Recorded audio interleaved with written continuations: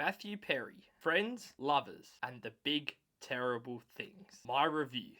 Spoilers, obviously. Hey guys, welcome to my book review of Matthew Perry's new book. Came out late last year, but it took me a little bit to read it because I was traveling and all over the place. But once I started, in about 3 or 4 sessions, the book was done. So I thought what I would do here is share my top 10 takeaways. Now what I say is 90% from the book, but I'm interpreting it in my own way. So I do recommend, if you hear something I say and you want to find out the exact of what happened, go get yourself the book. It is such a good read, especially if you're a fan of Friends or just Matthew Perry in general. It is well worth it. So let's get into it. Number 1, what is the big terrible thing? You might have heard the title, Friends, Lovers, and the Big Terrible Thing.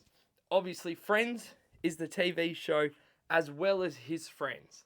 Lovers, pretty self-explanatory, and the big terrible thing. The main theme of the whole book is the struggles he went through and is still going through in his life. So the big terrible thing is addiction and alcoholism, where it all began. In chapter 1, we find out that from a very young age, he always felt alone. His mother was living in Canada and his dad was in LA, so he spent a lot of time flying between the two. Now, he always mentioned how he was scared. When he was on the plane, he was on his own. He heard a bump, he heard a beep, and he didn't have anyone there next to him to tell him it was going to be okay. So from very young, he always felt abandoned and that there was almost like a hole in his life missing. At the age of 14, is when he started drinking. Once he had that first sip and then a few more, he realized that drinking was a great escape from reality. He felt good and he felt safe and he felt full for the first time in a very long time. And that was the start of his very slippery slope with alcohol. Friends. So for those of you that might not know, he almost didn't get to audition for Friends. This is because he was locked into a movie called LAX 2194. It was a futuristic show about baggage handlers at LAX. He was begging his agents, like, please let me get an audition. I am Chandler. Whenever he would read Chandler's lines, he envisioned himself, like he was Chandler. His agents time and time kept saying, no, you are locked into LAX 2194. You cannot audition for Friends. Forget about it. Again, I'm reading, I'm not being rude. It was actually one of the producers that asked somebody, hey, is that LAX 2194 show going to get picked up? And the response was simply, no, it's awful. So is Matthew Perry available? Ta-da! Chandler Bing. One other thing I want to note from this sort of period of the book that I read. So right before the pilot came out, one producer took the 6 of them to Vegas. He gave them each $100 and said, go, enjoy your last night of freedom. Your last night of just being able to walk through a casino. So off they went. However, Matthew Perry did note that he couldn't stop the party. Everyone else could happily go out, have their gamble, have a few drinks, call it a day. He had to keep on drinking because that's what he did. In season 1, Matt LeBlanc was quite nervous and he'd constantly go to Matthew Perry and ask for advice.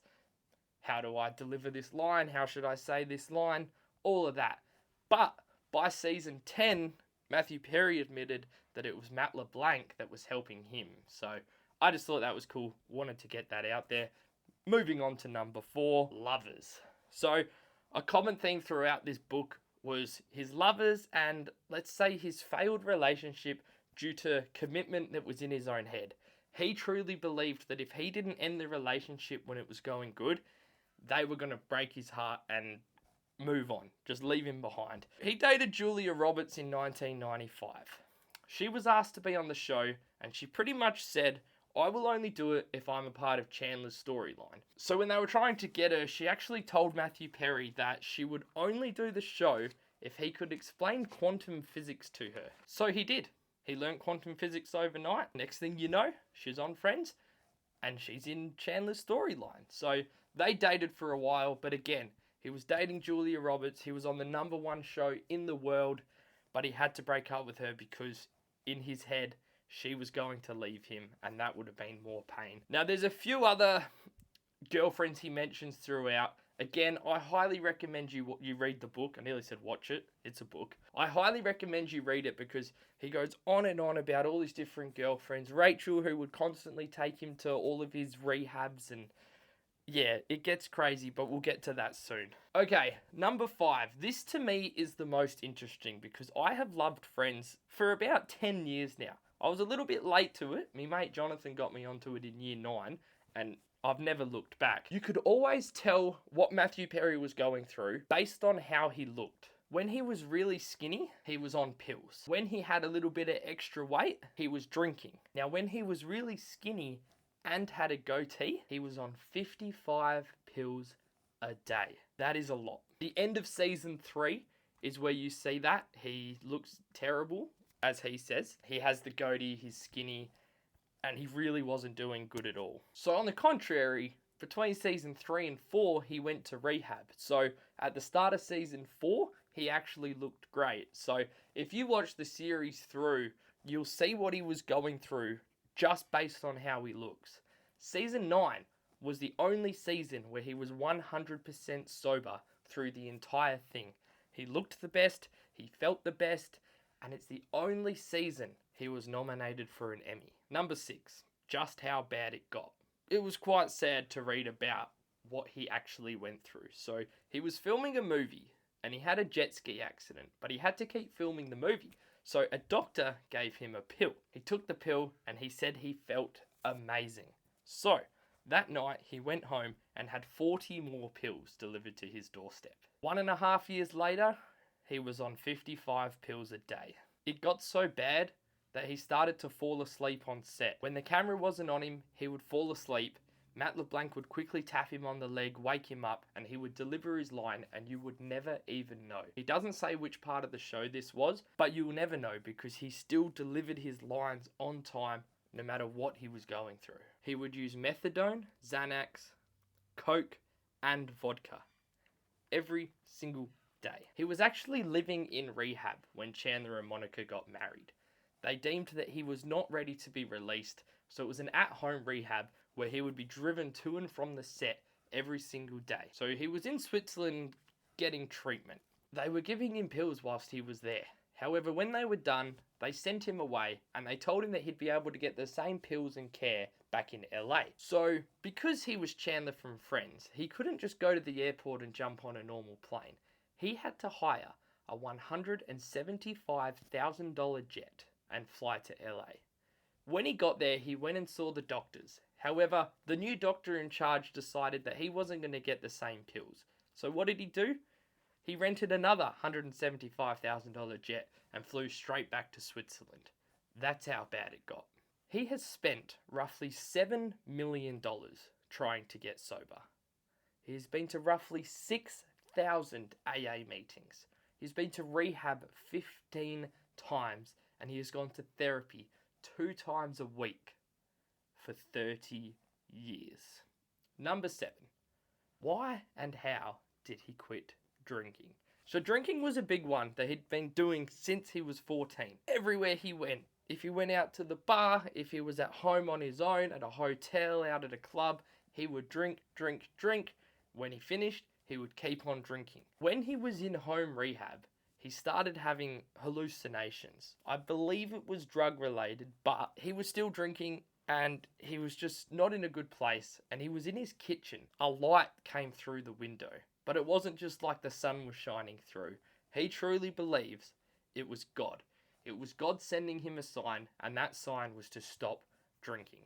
And from that day, he did not drink again. Why did he stop doing drugs? He mentions that he did not stop doing drugs because he was strong.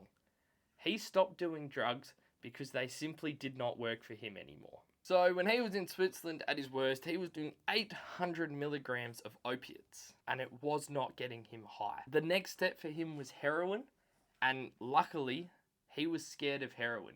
He never touched it, he never wanted to, and that's probably the reason he's alive today. When he was at his worst, his colon actually exploded.